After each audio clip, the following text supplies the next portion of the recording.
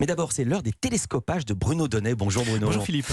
Tous les jours, Bruno, vous observez ici les mécaniques médiatiques et ce matin, vous nous emmenez en Belgique car vous y avez repéré un spectaculaire effet papillon après la diffusion d'un débat politique à la télé.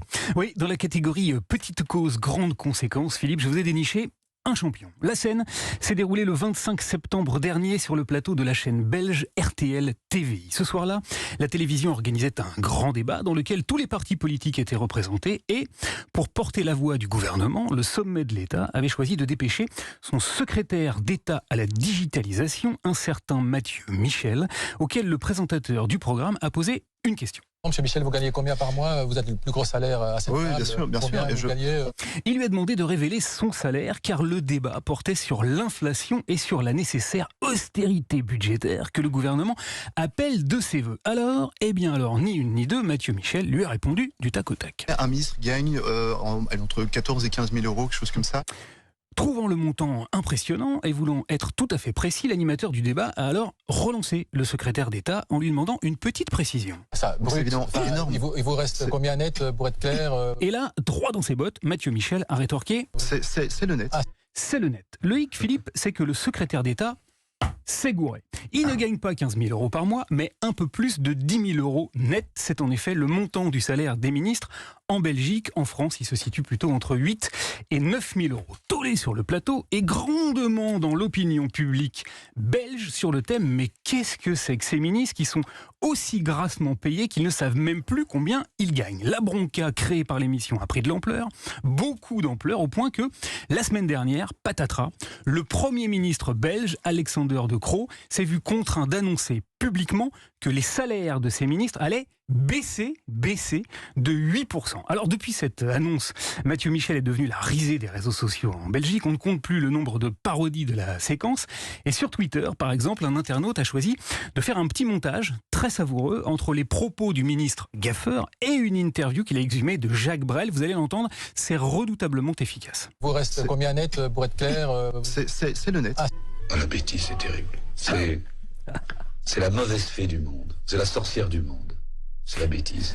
Voilà, mais l'onde de choc, Philippe, de cette émission n'en finit plus d'agiter la classe politique et médiatique, car figurez-vous qu'après les ministres, les Belges s'en sont pris cette semaine à l'ensemble de leurs élus. Les libéraux ont en effet demandé à ce que les députés réduisent eux aussi leur salaire, et la télévision a donc filé dardard au Parlement pour tendre son micro aux riches, trop riches parlementaires. Un journaliste leur a demandé lui aussi de révéler le montant de leur salaire, mais il a eu beaucoup de fil à retordre. Ça vous stresse les questions de salaire? La députée fédérale Sophie Rohony a méchamment bredouillé. Par mois, je perçois plus ou moins 6 000 euros net, sachant qu'il y a une partie qui est rétribuée encore plus tard. Je peux la refaire.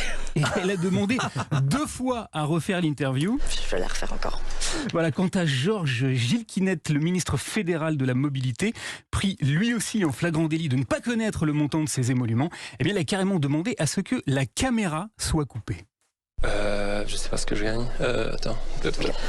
Voilà, alors je vous le disais en préambule, Philippe, l'effet papillon est extrêmement spectaculaire et très fâcheux pour les ministres qui vont voir leur salaire rétrécir. En revanche, pour ce qui concerne les comptes publics de la Belgique, là, l'effet sera quasiment nul, car 8% de salaire en moins, ça représente à peine 456 000 euros par an. Or, le pays cherche à économiser 4 milliards, excusez du peu, seulement voilà, en matière de communication et de démagogie, en Belgique comme ailleurs, il n'y a pas de petites économies. Et puis pour terminer, Bruno, on va rester en Belgique car vous nous avez trouvé cette semaine un petit bonus dans la presse écrite cette fois. Oui, vous vous souvenez, Philippe, que je vous ai parlé vendredi dernier du magazine féminin Elle, Oui. qui, après avoir vanté les charmes de la maturité et du vieillissement pleine une, affichait dès sa page 2 une publicité pour une crème qui permet de rester éternellement jeune. Oui, le titre c'était Laissez-nous vieillir, on tourne la page, il y avait une crème anti-âge, je m'en souviens. Exactement. Eh bien, figurez-vous que cette semaine, je vous ai trouvé encore plus fort. Un nouveau miracle de la mise en page dans un journal belge, cette fois qui s'appelle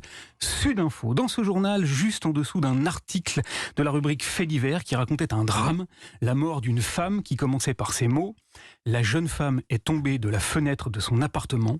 Eh bien, exactement sur la même page, juste en dessous de l'article que je viens de vous citer, le journal a trouvé le moyen de publier une pub pour une agence de voyage dont le slogan est le suivant, : ouvrez les guillemets, évadez-vous, ouvrez une fenêtre. L'histoire ne dit pas si le responsable de cet exploit a été foutu à la porte. Merci beaucoup Bruno Donnet, vous n'êtes pas à la porte, vous revenez lundi. Avec plaisir. Très bon week-end à vous Bruno.